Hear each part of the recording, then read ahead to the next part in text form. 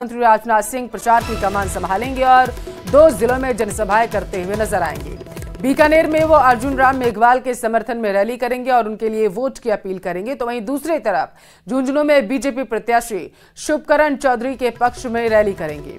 इस दौरान बीकानेर और झुंझुनू में उनके साथ बीजेपी के कई दिग्गज नेता मौजूद रहेंगे।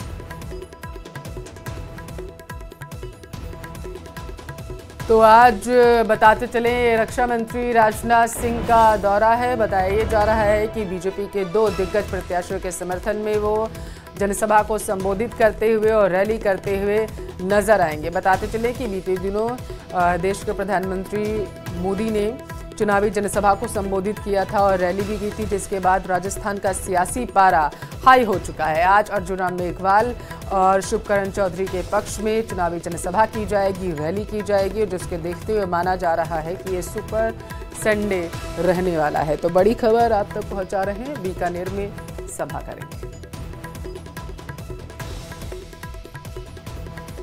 कैबिनेट मंत्री मदन दिलावर ने न्यूज 18 से खास बातचीत में कांग्रेस पर गंभीर आरोप लगाते हुए कहा कि कांग्रेस सांप्रदायिक लक्षित हिंसा अधिनियम 2011 लाना चाहती थी।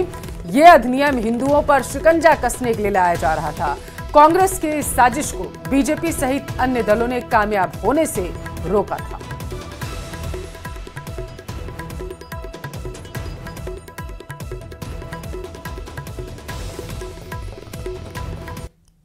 सांप्रदायिक हिंसा लक्षित अधिनियम 2011 कांग्रेस सरकार इसी समय में एक कड़ा कानून लेकर के आने की तैयारी में थी, जिसके साथ ही बहुसंख्यक यानी हिंदुओं पर शिकंजा कस जाता।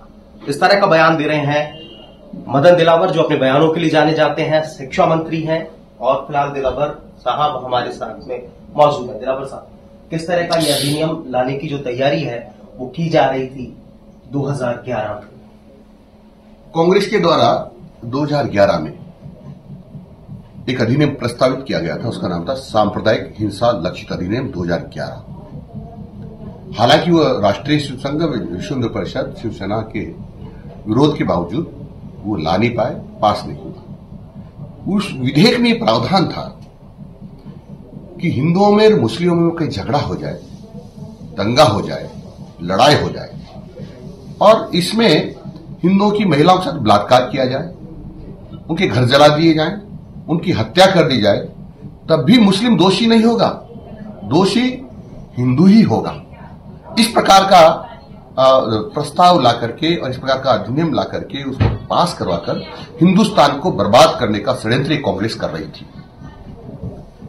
मुझे समझ में नहीं आता है कांग्रेस इसमें ये भी था कि अगर कोई कार्रवाई सरकारी कर्मचारी मुझे समझ में नहीं आ रहा कि कांग्रेस हालांकि हिंदुओं से कितनी चिड़ी हुई थी। क्यों चिड़ी हुई थी?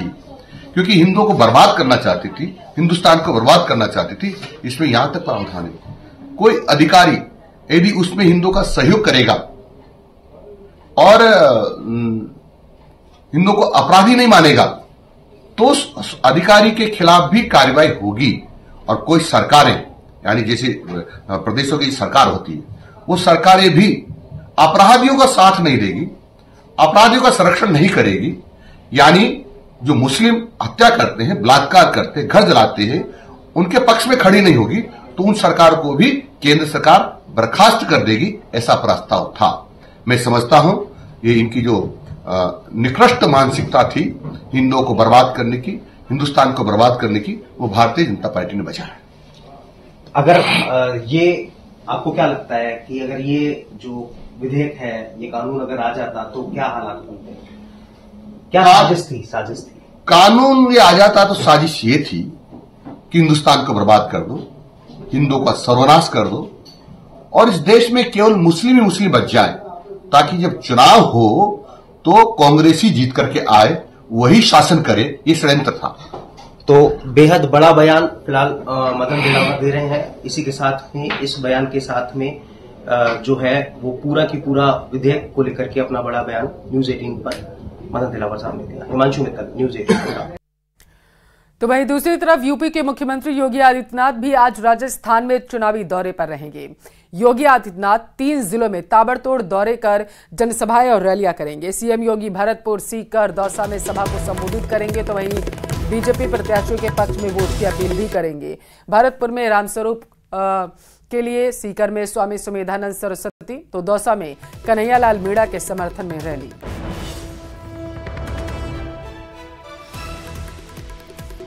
तो उत्तर प्रदेश के मुखिया योगी आदित्यनाथ राजस्थान के रण में हुंकार भरते हुए नजर आएंगे। दौसा, सीकर, भरतपुर, इन तीनों स्थानों पर बताया जा रहा है कि इनकी रैली प्रस्तावित है और जिसको देखते हुए अब माना यह जा रहा है कि जब यूपी के मुखिया राजस्थान में गरजेंगे तो राजनीति और गर्म राजस्थान की हो जाएगी। सीएम योगी आज बताते चले उनका तूफानी दौरा है। राजस्थान में 3 जगहों पर वे जनसभा को संबोधित भी करेंगे और इसके साथ साथ रैलियां भी करते हुए उत्तर प्रदेश के मुखिया योगी आदित्यनाथ नजर आएंगे। तो कन्हैयालाल मीणा दौसा में इनके लिए वो जनसभा को संबोधित करेंगे और इसके साथ वोट की अपील करेंगे कि वो बीजेपी को वोट दें लोग, और सुमेधानंद सरस्वती के लिए भी वोट की अपील करते हुए उत्तर प्रदेश के मुखिया योगी आदित्यनाथ सीकर में नजर आएंगे जनता से।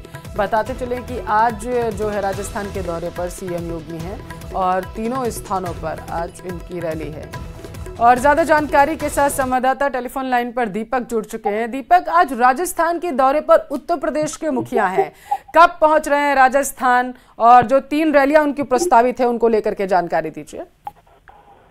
देखिए, बिल्कुल यूपी के मुख्यमंत्री योगी आदित्यनाथ का राजस्थान दौरा है। 3 सभाओं को वो संबोधित करेंगे। सबसे पहले भरतपुर के हलैना में वो सभा को संबोधित करने के लिए पहुंचेंगे, जहां बड़ी संख्या में लोग उनको देखने के लिए और सुनने के लिए पहुंचे हुए हैं।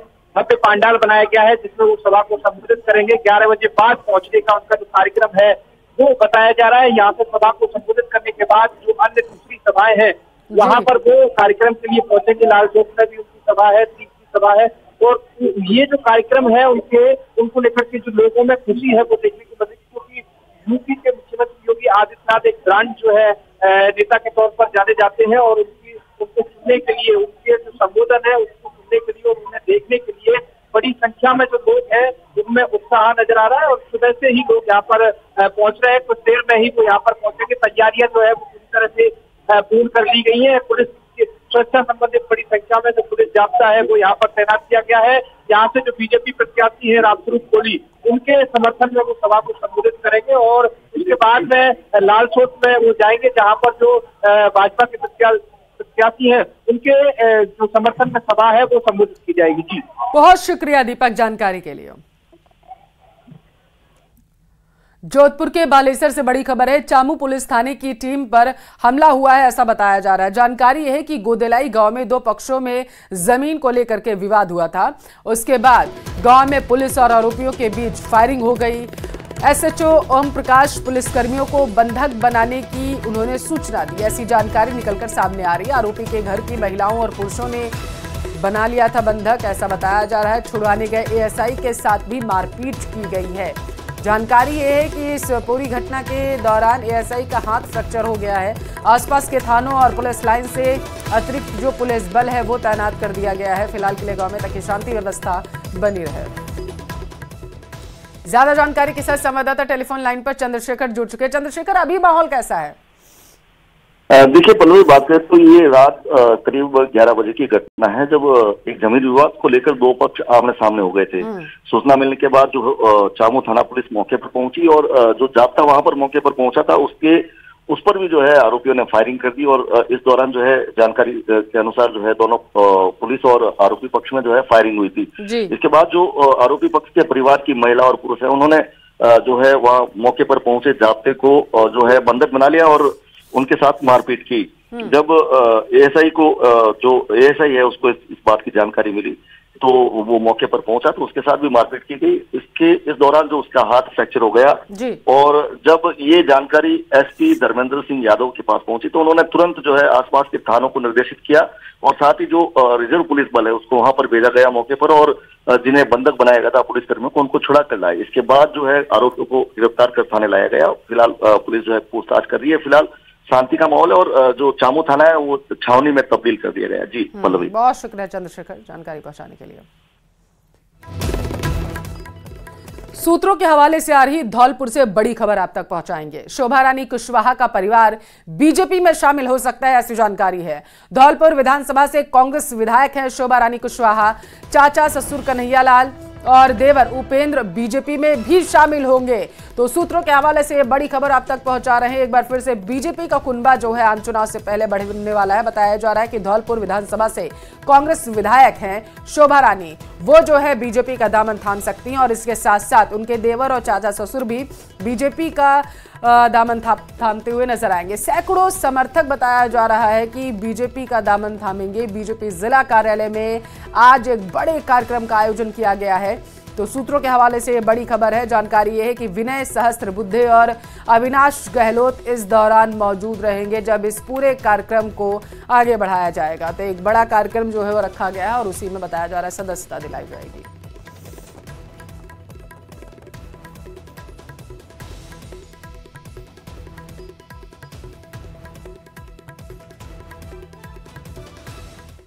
आज बीजेपी में बड़े लेवल पर ज्वाइनिंग होनी है। मील परिवार बताया जा रहा है बीजेपी का दामन थामेगा। पूर्व विधायक गंगाजल मील इसमें शामिल होंगे। सूरतगढ़ से कांग्रेस विधायक है गंगाजल, ऐसी जानकारी है। तो पूर्व प्रत्याशी हनुमान मील भी शामिल होंगे। तो हेतराम मील भी दूसरी तरफ बीजेपी की सदस्यता लेते हुए नजर आएंगे। तो बड़ी खबर आपके टेलीविजन स्क्रीन पर। बीजेपी में आज बड़े लेवल पर ज्वाइनिंग होनी है। आम चुनाव से पहले एक बार फिर से विपक्षी पार्टियों को झटका लगता हुआ यहां पर नजर आ रहा है। बीजेपी में मील परिवार जो है वो सदस्यता लेता हुआ नजर आएगा। तो पूरे मामले को लेकर के कार्यक्रमों का आयोजन भी किया जा रहा है और तैयारियां अपने चरम पर हैं इसको लेकर। पुष्कर में पीएम मोदी की रैली के बाद बीजेपी का जोश हाई नजर आ रहा। पीएम मोदी ने इस बार 400 प्लस की बात कही है। तो साथ ही मरधुरा में एक बार फिर से हैट्रिक लगाने की बात उनकी तरफ से कही गई। रिपोर्ट में समझिए। 4 जून 400 पार। 4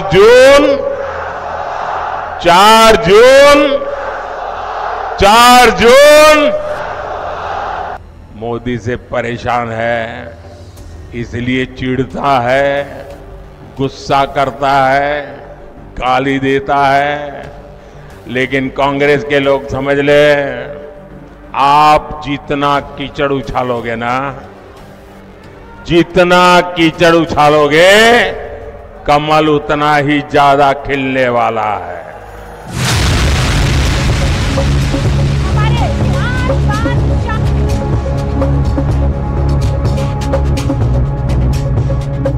मंच पर पीएम मोदी के साथ राजस्थान बीजेपी के तमाम नेता मौजूद हैं। अजमेर के पुष्कर में हुई इस विशाल रैली को देखकर सभी गदगद भी हैं, लेकिन पीएम मोदी ने अपने अनोखे अंदाज में विपक्ष को जमकर लपेटा। पीएम मोदी ने मरुधरा में बीजेपी के लिए सभी 25 की 25 सीटें फिर से जीतने का लक्ष्य भी तय कर दिया है। पीएम मोदी ने एक बार फिर 400 पार की बात कही और चुनौती पूरे विपक्ष को दे डाली। पहले आप पीएम मोदी की ये चुनावी हुंकार सुनिए। 4 जून 400 पार। 4 जून।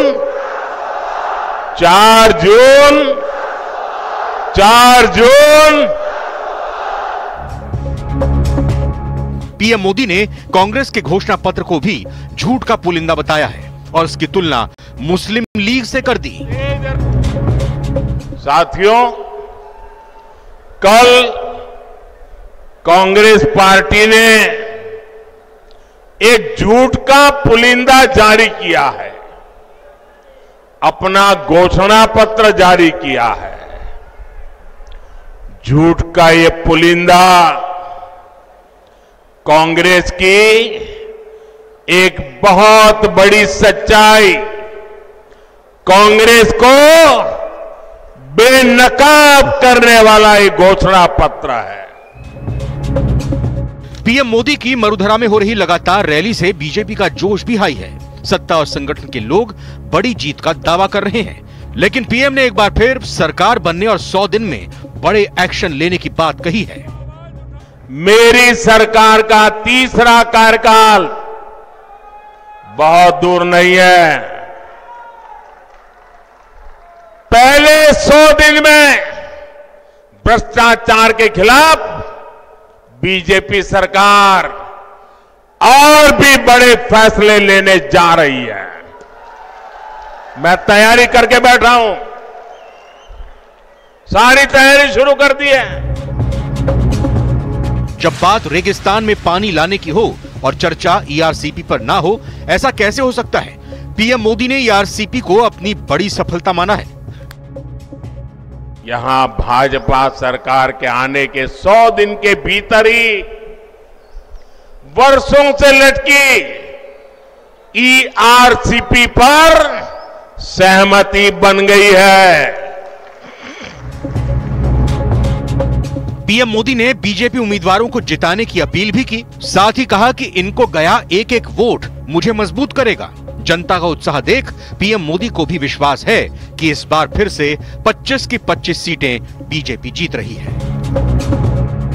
अजमेर से हमारे साथी भागीरथ चौधरी जी को एक बार फिर उम्मीदवार बनाया है और नागौर में मेरी छोटी बहन ज्योति मिर्धा जी ने जिम्मेवारी संभाली है।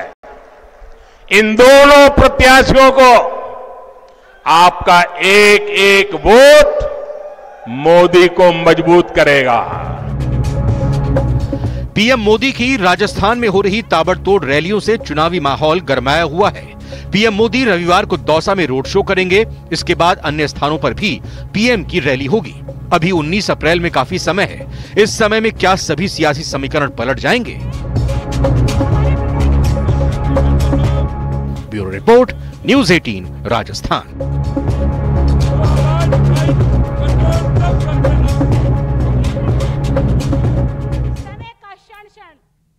तो दूसरी तरफ आज सीएम भजनलाल शर्मा भी दौरे पर रहेंगे।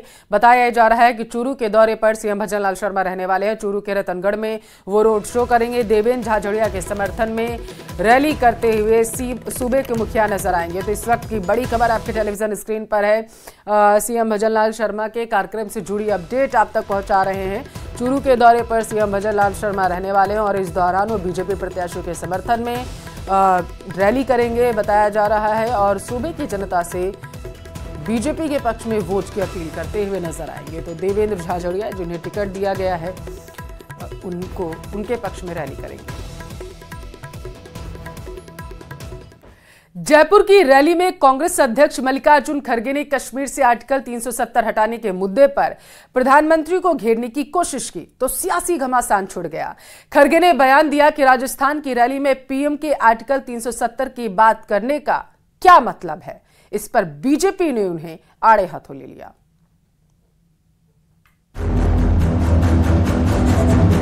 कांग्रेस अध्यक्ष मल्लिकार्जुन खड़गे ने जयपुर की न्याय पत्र रैली में आर्टिकल 370 की बात करने पर प्रधानमंत्री पर हमला बोला, लेकिन वो अपने बयान की वजह से बीजेपी के निशाने पर आ गए। रैली में उन्होंने इस बात पर सवाल उठाया कि पीएम राजस्थान की जनसभा में वहां के स्थानीय मुद्दे न उठाकर कश्मीर से आर्टिकल 370 हटाने का बखान क्यों करते हैं।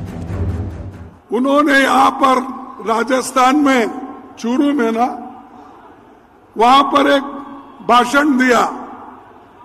अरे यहाँ किसानों के मुद्दे बहुत है, उनकी बात छोड़े और यहाँ आकर कह रहे मैंने 371 को निकाल दिया। अरे भाई यहाँ के लोगों से क्या वास्ता है। ठीक है, आप जाके कश्मीर में बोलो, जम्मू में बोलो। कश्मीर से आर्टिकल 370 हटाने के लिए जब बीजेपी सरकार 2019 में संसद में प्रस्ताव लाई थी तो गृह मंत्री अमित शाह ने 2 टूक कहा था कि बीजेपी कश्मीर के लिए जान दे सकती है। जम्मू एंड कश्मीर के पीएको को आप भारत का हिस्सा नहीं मानते हो क्या? एग्रेसिव ना हो, जान दे देंगे इसके लिए। क्या बात कर रहे हो आप? एग्रेसिव होने की क्या बात कर रहे हो? जान दे देंगे इसके लिए। खड़गे के बयान पर अमित शाह ने यही बात दोहराकर हमला बोला और ट्वीट किया कि जम्मू कश्मीर भारत का अभिन्न अंग है और हर भारतीय का जम्मू कश्मीर पर हक है।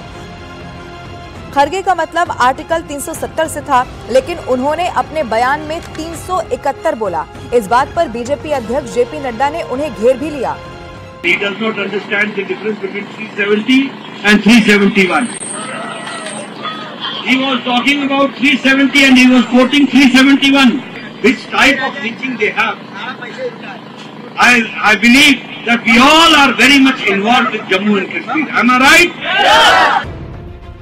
हालांकि कांग्रेस ने खरगे के बयान पर सफाई भी दी है और कहा कि प्रधानमंत्री को अपनी रैली में राजस्थान के स्थानीय मुद्दों पर बात करनी चाहिए, न कि आर्टिकल 370 पर। केवल और केवल ध्यान भटकाने के लिए धारा 370 की बात की और किसानों की बात न करी, यही मुद्दा कांग्रेस पार्टी और कांग्रेस के नेताओं ने उठाया है। लेकिन बीजेपी नेताओं ने खरगे पर हमले करना बंद नहीं किया।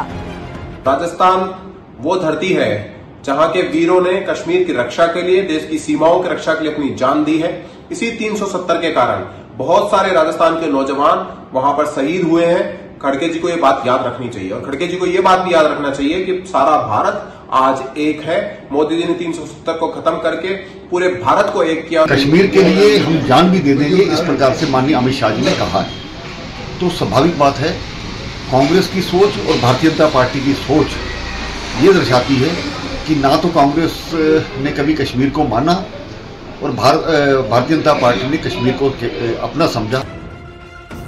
इससे पहले बीजेपी ने राहुल गांधी के शक्ति वाले बयान पर उन्हें आड़े हाथों लिया था और अब खरगे के बयान ने बीजेपी को एक बार फिर से कांग्रेस पर धावा बोलने का मौका दे दिया है। जैसलमेर की सम थाना पुलिस ने आईपीएल मैचों पर ऑनलाइन सट्टा लगाने वालों पर कार्रवाई की। पुलिस ने सट्टा लगाने वाले 4 आरोपियों को गिरफ्तार किया। पुलिस ने आरोपियों के पास से कैश, लैपटॉप और एक वाहन भी जब्त किया है। सम थाना अधिकारी ओमाराम ने बताया कि मुखबिर की सूचना पर क्षेत्र में एकांता रिजॉर्ट में क्रिकेट मैच में करोड़ों रुपए का सट्टा लगाते हुए 4 आरोपियों को गिरफ्तार किया गया। गिरफ्तार आरोपियों की पहचान हरगोविंद बसेर, अरविंद चौधरी, लालू राम भट्ट और सुरेश मालवी के तौर पर हुई। चारों मध्य प्रदेश के नीमच के रहने वाले हैं। इनके कब्जे से 5 mobile phone, 3 keypad mobile phone और एक लैपटॉप जिसमें लाखों रुपए का ट्रांजैक्शन, पेन ड्राइव, कैलकुलेटर और एक डायरी जिसमें लाखों रुपए का हिसाब किताब है, ये सब बरामद किया गया।